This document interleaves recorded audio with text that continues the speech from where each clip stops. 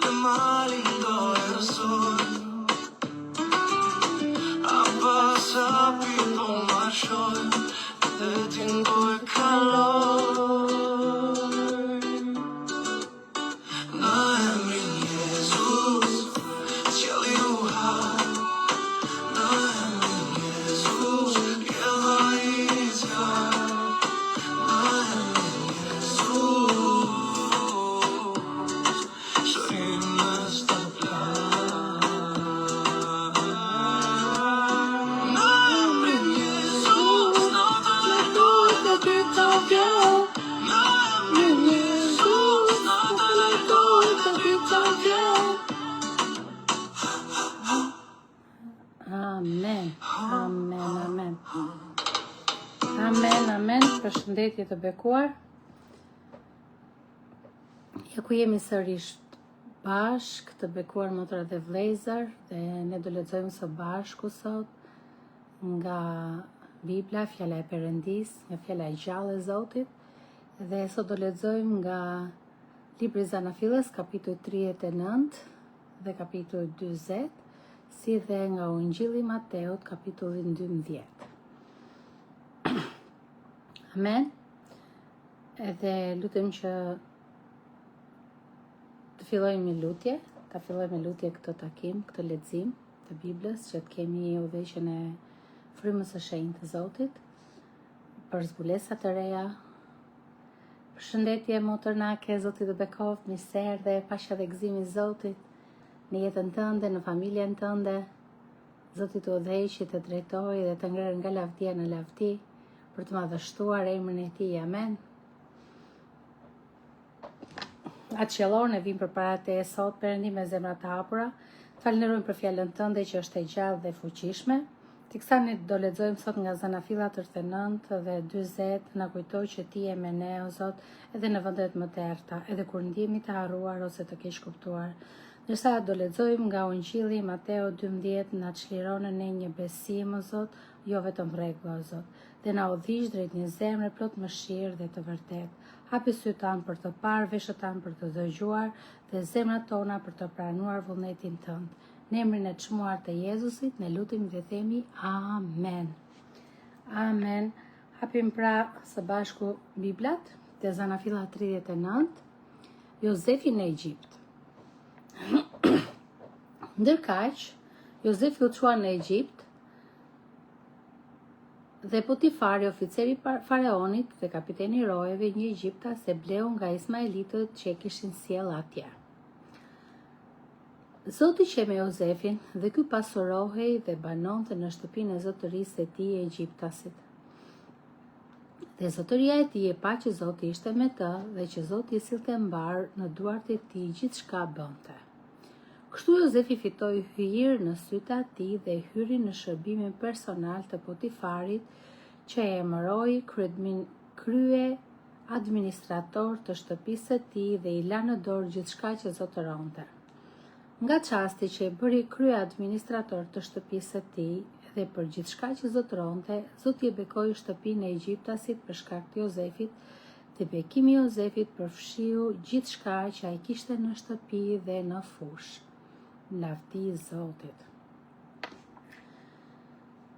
Kështu Potifari la gjithçka kishte në dorë të Jozefit dhe nuk shqetësoi më për asgjë përveç ushqimit të vet, dhe Jozefi ishte i bukur nga forma dhe kishte një pamje tërheqëse. Jozefi në burg. Paneut, mirë se erdhe, Zoti të bekoft. Jemi duke lexuar nga Zanafilla kapitulli 39, tani jemi në rreshtin 7, Jozefi në burg. Mbas gjithë këtyre gjërave, gruaja e zotërisë së tij i vuri syt Jozefit dhe i tha: "Bie fli me mua." Por ai refuzoi dhe i tha gruas së zotërisë së tij: "Ja, zotëria im nuk shqetësohet për ato që ka lënë në shtëpi me mua dhe ka lënë në duart e mia gjithçka që zotëron. Nuk ka asnjë më të madh se unë në këtë shtëpi. Ai nuk më ka ndaluar asgjë veç teje, sepse je gruaja e tij. Si mund të bëj unë këtë të keqe të madhe dhe të kryej një mëkat kundër Perëndis tim?" Me gjithë faktin që ajo i fliste Jozefit për këtë gjë çdo ditë, ai nuk pranoi të binte në shtrat me të dhe t'i jepej asaj. Një ditë ndodhi që ai hyri në shtëpi për të bërë punët e tij dhe nuk ndodhej në shtëpi asnjë prej shërbëtorëve. Atëra e kapin karobat e tij dhe i tha: "Eja të shtrihesh me mua." Por ai e la në dorë rrobën e tij dhe iku me vrap duke vrapuar jashtë. Kur ajo pa që ai e kishte lënë në dorë rrobën e tij dhe kishte ikur jashtë, thirrri shërbëtorët e vet dhe u tha: "Shikoni, ai na solli në shtëpi një hebre për t'u tallur me ne. Ai erdhi tek unë për të rënë me mua, por unë bërtita me të madhe." Me të dëgjuar që unë ngrita zërin dhe fillova të bërtas, ai la rrobën e tij pranë meje, iku dhe vrapoi jashtë. Kështu ajo mbajti pranë saj rrobën e tij derisa u kthye në shtëpi zotëria e saj. Atëherë ajo i foli në këtë mënyrë: "Ai shërbëtor hebre që ti na solle erdhi tek unë për të më vënë në lojë."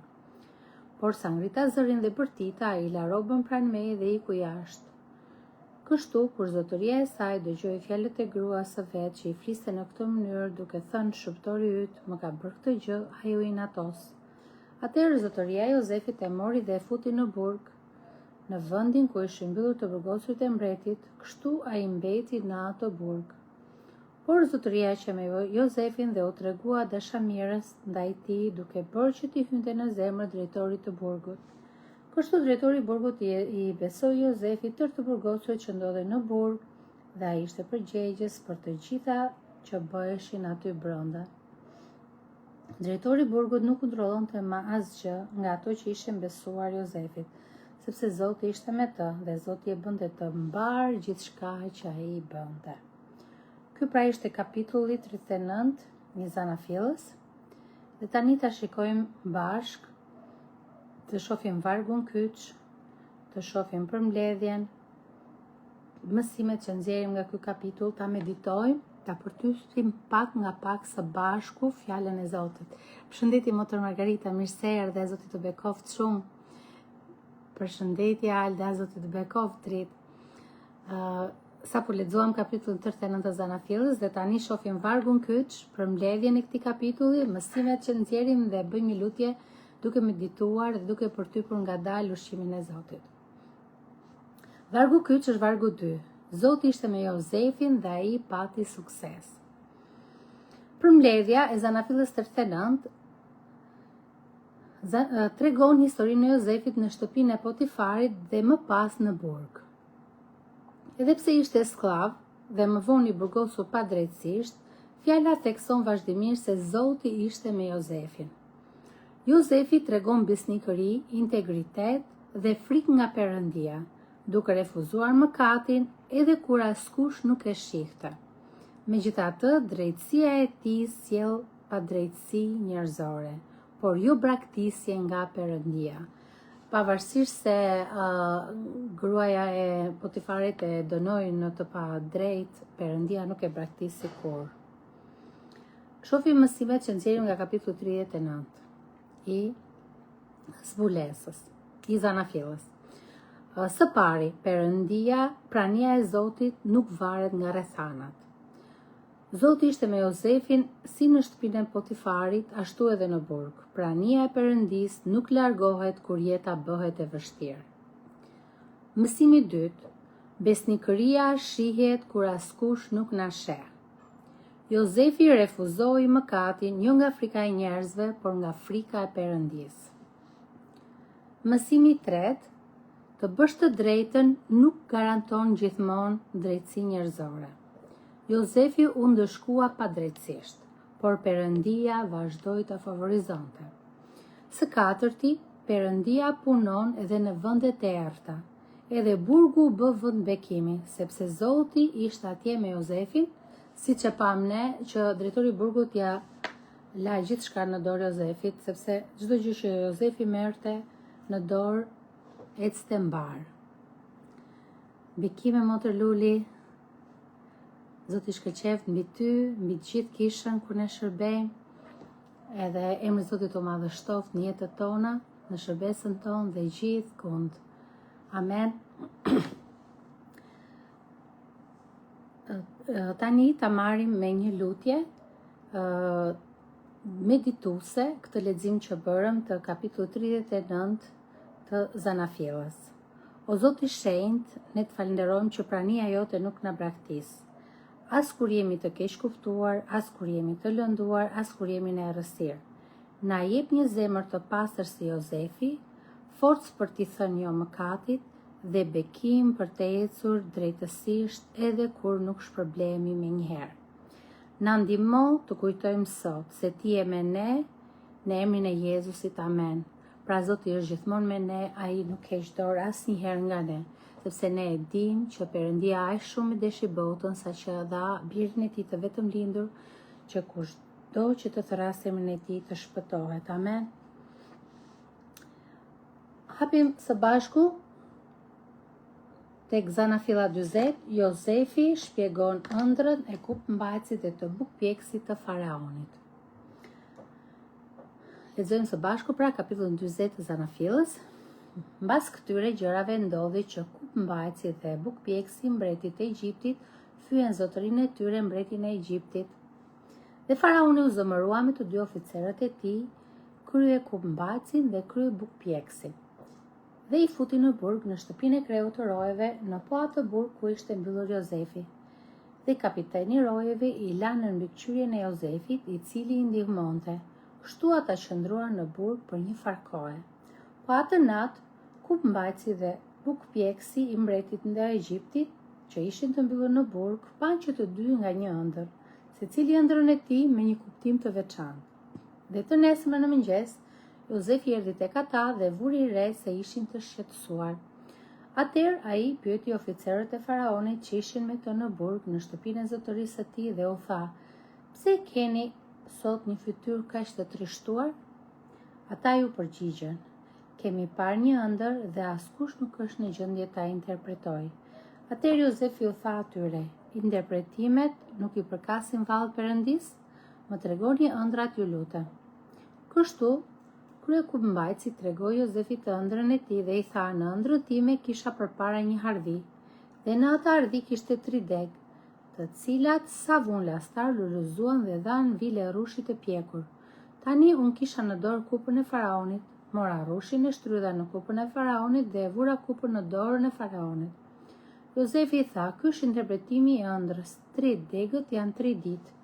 Në krye të 3 ditëve, faraoni do të bëjë të ngresh përsëri kokën lart, do të rivendos në detyrën tënde dhe ti do t'i japësh në dorë kupën e faraonit, siç bëi më parë kur ishe kupëmbajtësi i tij."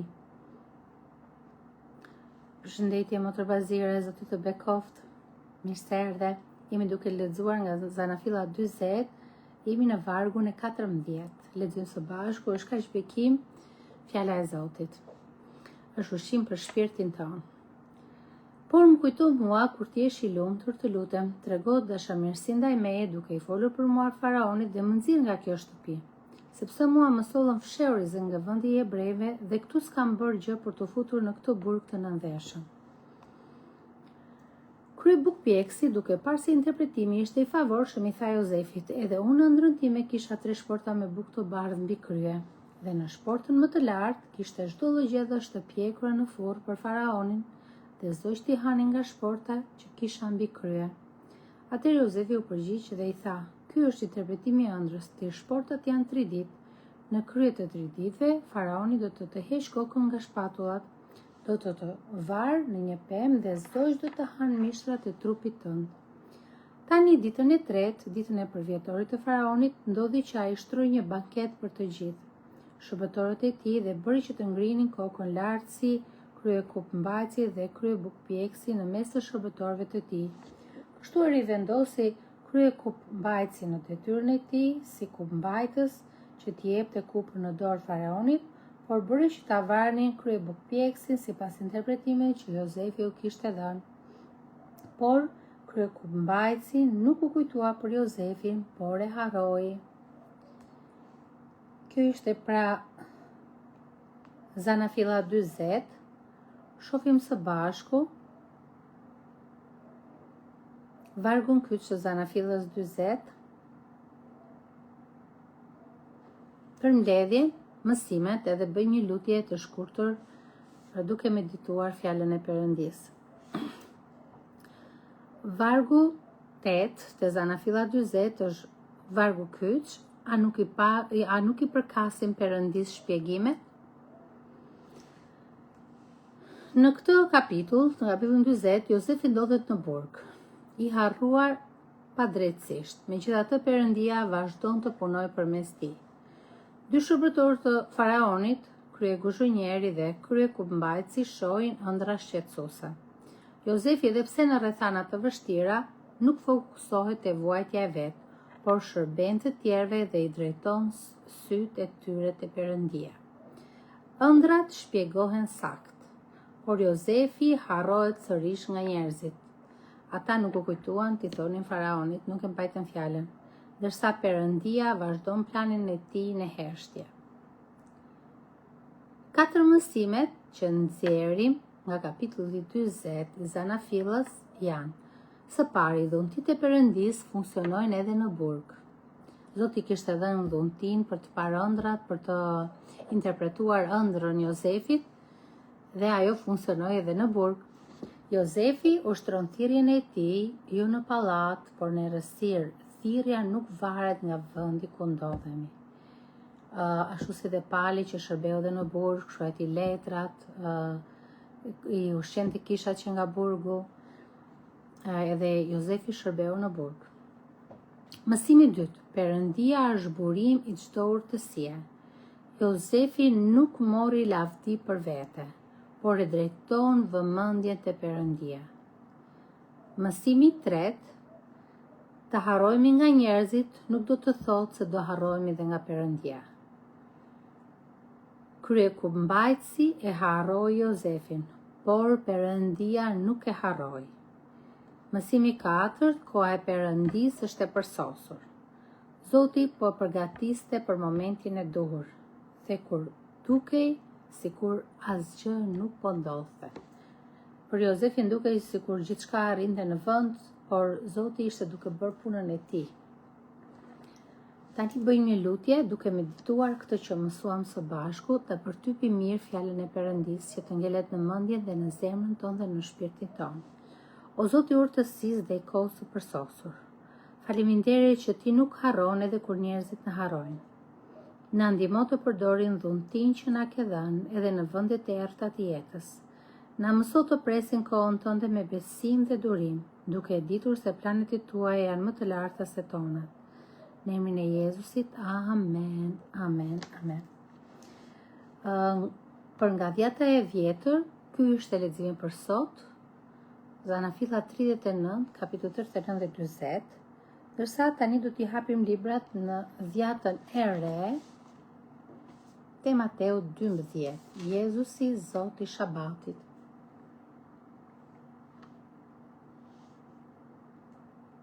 Injilli Mateut është libri i parë i dhjatës së re.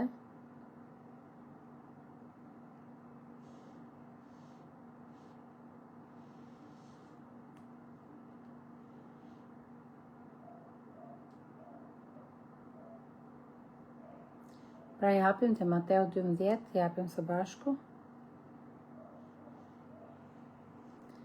Mateu 12, Injilli Mateu 12, Jezusi Zoti i Sabatit. Në atë kohë Jezusi po ecte një të shtu në përarat me grur dhe dishepujt e vet u rritur filluan të këpusnin kallin dhe t'i hanë. Por farisejt kur pan këtë i thanë: ja, dishepujt e tu po bëjnë atë që nuk është e lejushme të bëhet të shtunën. Dhe ai u tha atyre: a nuk keni lexuar vallë se ç'bëri Davidi kur pati uri? Ai dhe ata që qenë me të. Si ai hyri në shtëpinë e Perëndisë dhe hëngri bukën e paraqitjes, të cilat nuk lejoi t'i hante as ai e as ata që ishin me të, por vetëm priftërinë. Apo nuk e keni lexuar në ligj që në tempull të shtunave priftërinë të shkelin të shtunën dhe megjithatë nuk mëkatojnë?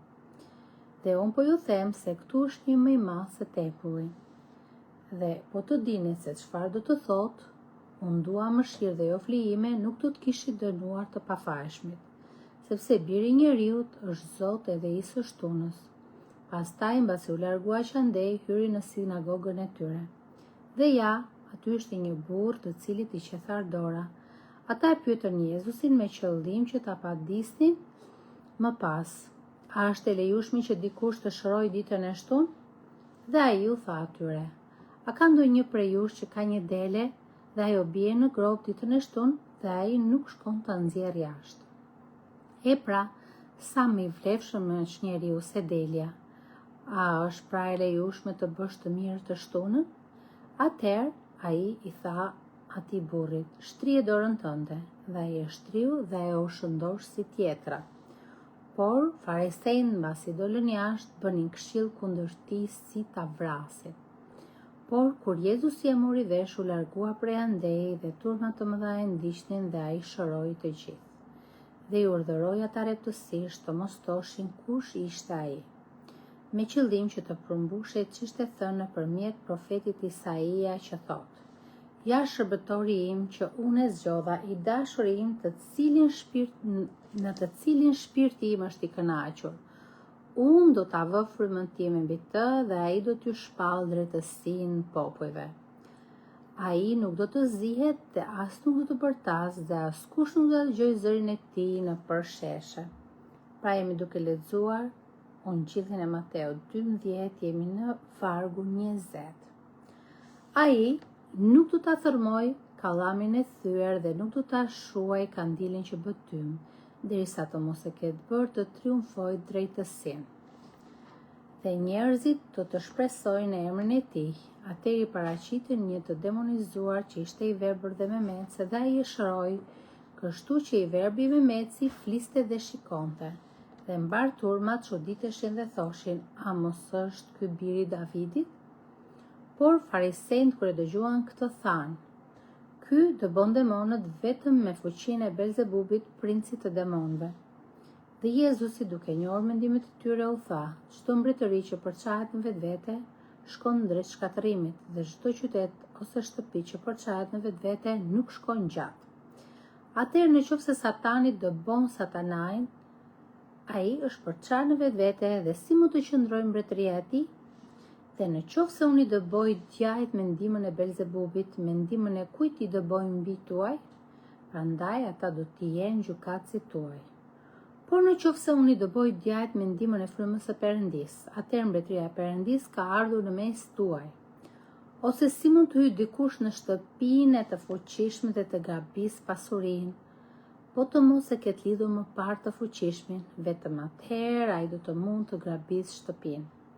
Kush nuk është me mua është kundër meje, dhe kush nuk mbledh me mua është ka për dredh. Prandaj unë po ju them, çdo mëkat dhe blasfemi do t'ju falet njerëzve, por blasfemia kundër frymës nuk do t'u falet atyre. Dhe kushdo që flet kundër birit të njeriut do t'u falet, por ai që flet kundër frymës së shenjtë nuk do të falet as në këtë botë as në të ardhmen.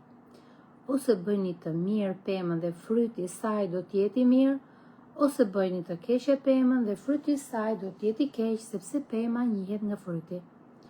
O pjellën e përkash, si mund të flisni mirë kur jeni të këqij, sepse çka zemra qet goja. Jemi pra duke lexuar Ungjillin e Mateut kapitulli 12, jemi në vargun e 35.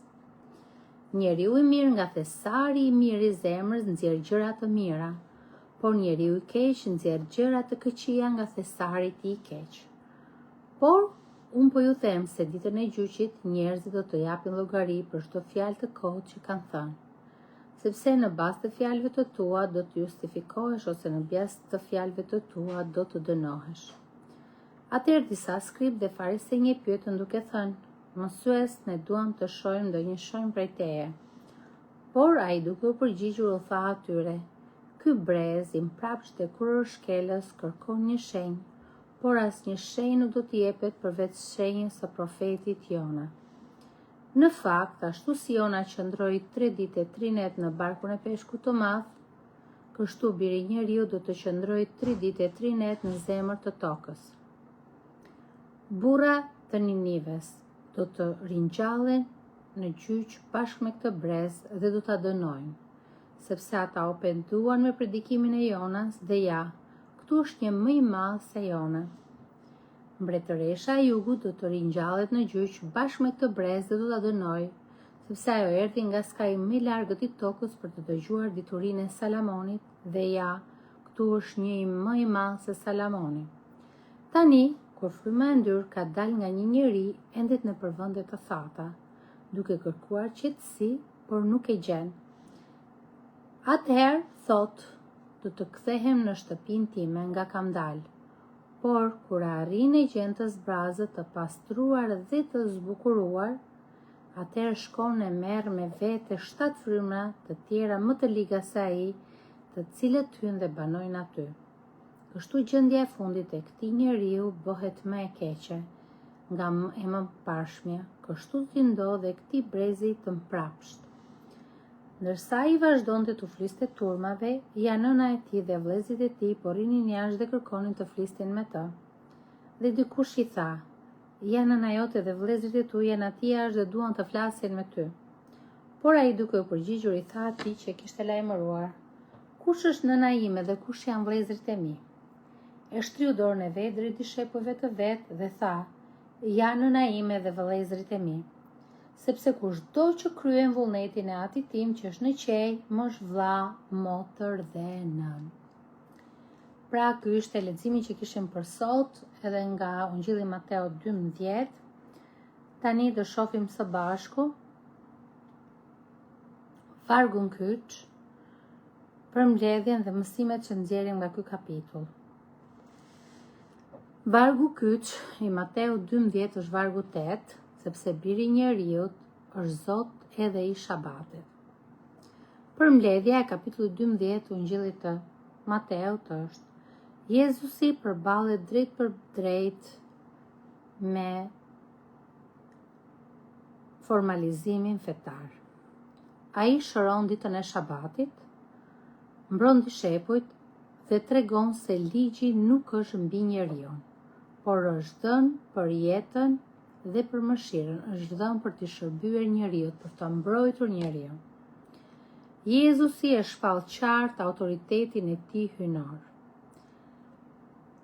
Zbar zemrat e forta të farisejve, zemrat e tyre janë ngurtësuar, dhe i fton njerëzit në një marrëdhënie të gjallë me Perëndin, jo në rregulla fetare, por në dashuri. Gjithçka që ta bëjnë me dashuri, ashtu sikurse Jezusi erdhi nga dashuria për të na shpëtuar dhe ligji dha nga dashuria për ta mbrojtur njeriu, çdo gjë të bëhet me dashuri. Amen. Shohim 5 mësimet që nxjerrim nga Ungjilli i Mateut, kapitulli 12. Mësimi i parë, mëshira është mbi ritet, mbi ritualin. Perëndia nuk kërkon bindje të verbër, por zemër që kupton nevojën e tjetrit. Mësimi i dytë, Jezusi ka autoritet hynor. Ai nuk është vetëm mësues, por Zot mbi ligjin dhe jetën, sepse Jezusi ka qenë që nga fillimi. Amen. Mësimi i tretë, zemra e fortë e refuzon të vërtetën. Mrekullitë nuk mjaftojnë për ata që nuk duan të besojnë. Edhe pse farisejt e shikonin që Jezusi bënte mrekulli, zemra e tyre ishte kaq e ngurtësuar sa ata nuk e njohën që ishte Mesia. Mësimi i katërt, frytet tregojnë zemrën. Fjalët dhe veprat tona zbulojnë se kujt i përkasin. Pra fjalët dhe veprat, jo vetëm fjalët. Dhe mësimi i pestë, familja e vërtet është bindja, janë ata që i binden vullnetit të Perëndisë. Pra lidhja shpirtërore në Krishtin është më e thellë se lidhja biologjike. Amen. Haleluja. Ne pra i përkasim Zotit dhe kemi një familje qiellore që e nderojmë dhe e duam shumë. Ashtu si Jezusi tregoi nga dishepujt që ata ishin familja e tij, ishin nëna, babai, motra dhe vëllai. Amen. Tani bëjmë një lutje duke medituar mësimet që nxorëm nga Ungjilli Mateu 12. O Zot Jezus, na ruaj nga një besim që është vetëm me rregulla, pa dashuri dhe pa mëshirë. Na jep një zemër të butë, sy për të parë nevojën e tjetrit dhe gatishmëri për të bërë vullnetin e Atit Perëndi. Le të jenë fjalët dhe veprat tona fryte që nderojnë emrin tënd. Në emrin e Jezusit ne lutemi dhe themi Amen. Amen, amen, haleluja. Ky është pra leximi që kishim për sot, meditimi në fjalën e Perëndis. Edhe tani të shohim nëse ndonjë motër ose vëlla ka lutje dhe ne të lutemi së bashku, të sjellim përpara Zotit ton, dhe Zoti jon që është i dashur, i dëmshëm, i mëshirshëm, i ku të ndodhur, i plot fuqishëm të ndërhyjë në situatat e motrave dhe vëllezërt tanë, në situatat tona, dhe ti ngrerë për lavdinë e ti. Amen.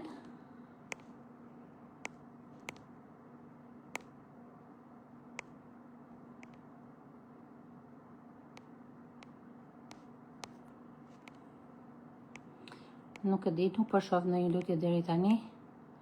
Se dikush ka lutje, mund të lutet. Mund të shkruaj lutje. Ose lutemi të gjithë.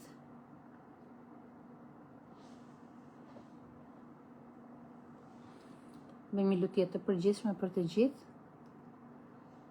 Haleluja Zot. Faleminderit o Zot për fjalën tënde sot, Perëndi. Faleminderit që ti je Zoti besnikërisë dhe i hirit o Zot. Faleminderit për fjalën që na dhe sot, Perëndi, që na fole sot. Na ndihmo që të ecim me integritet si Jozefi, të presim kohën tënde dhe kur harrohemi nga njerëzit dhe të jetojmë në mëshirë e bindje siç na mëson Jezusi. Mos lejo që kjo fjalë të ngelet vetëm në veshët tanë, Zot, por bëje o Zot që të formojë karakterin ton çdo ditë. Zoti ju bekoft dhe ju ruajtët, ju që jeni live, ju që do ta dëgjoni më vonë, Zoti qoftë me ju në problemet tuaja, siç ishte me Jozefin, dhe ju dhënë urtësi dhe paqe në kohën e pritjes, dhe ju mbusht me mëshirë dhe me të vërtetën e Krishtit Jezus. Hiri Zotit ton, Jezus, dhe dashuria e tij dhe bashkësia e frymës së shenjtë qoftë me të gjithë ne. Në emrin e Jezusit, amen. Motër Mariana thot lutu për nimbi tim Vangjel, e ka emrin si Zot. Vangjel e ka emrin si Zoti të drejtoj.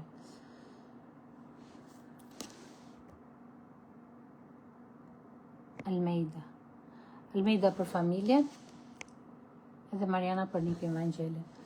Haleluja Zot, cilëm para te Perëndi dashur, nipin e motrës tonë, Vangelin Zot, edhe lajmi gjakun tonë Perëndi, dhe lutem Zot që ti të drejtosh jetën e tij Zot. Lutem që të marrësh kontroll Perëndi, lutem Zot që mendja syt e tij, zemra e tij të drejtohet nga ty, të udhëhiqet nga ty Perëndi, lutem që të pranoj ty si Zotin dhe shpëtimtar, Zot, ti të drejtosh jetën e tij o Zot, edhe ta udhëheqësh drejt dritës tënde, drejt shtegut tënd o Zot, që e nxjerr në dritë Perëndi dashur, sepse udha jote është e përsosur, thot fjala jote Zot, edhe ne ta besojmë ty o Zot Vangelin, edhe madhështoj emrin tënd në jetën e tij.